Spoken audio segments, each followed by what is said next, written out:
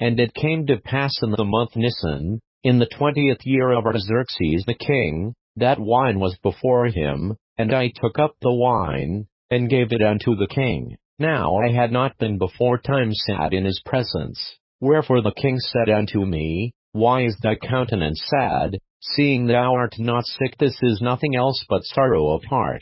Then I was very sore afraid, and said unto the king, Let the king live forever. Why should not my countenance be sad, when the city, the place of my father's sepulchres, lieth waste, and the gates thereof are consumed with fire? Then the king said unto me, For what dost thou make request? So I prayed to the God of heaven. And I said unto the king, If it please the king, and if thy servant have found favor in thy sight, that thou wouldest send me unto Judah, unto the city of my father's sepulchres, that I may build it.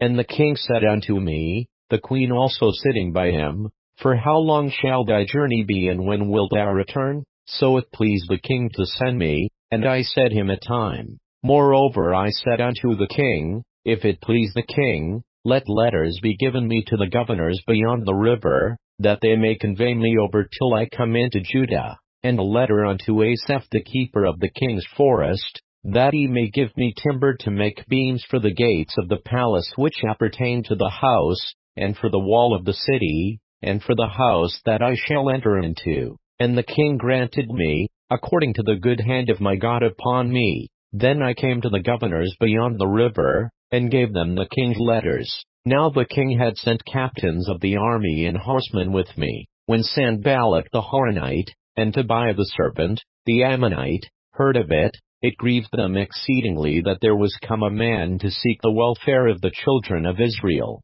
So I came to Jerusalem, and was there 3 days. And I arose in the night, I and some few men with me, neither told I any man what my God had put in my heart to do at Jerusalem, neither was there any beast with me, save the beast that I rode upon. And I went out by night by the gate of the valley, even before the dragon well, and to the dung port, and viewed the walls of Jerusalem, which were broken down, and the gates thereof were consumed with fire. Then I went on to the gate of the fountain, and to the king's pool, but there was no place for the beast that was under me to pass. Then went I up in the night by the brook, and viewed the wall, and turned back, and entered by the gate of the valley, and so returned. And the rulers knew not whither I went, or what I did, neither had I as yet told it to the Jews, nor to the priests, nor to the nobles, nor to the rulers, nor to the rest that did the work. Then said I unto them,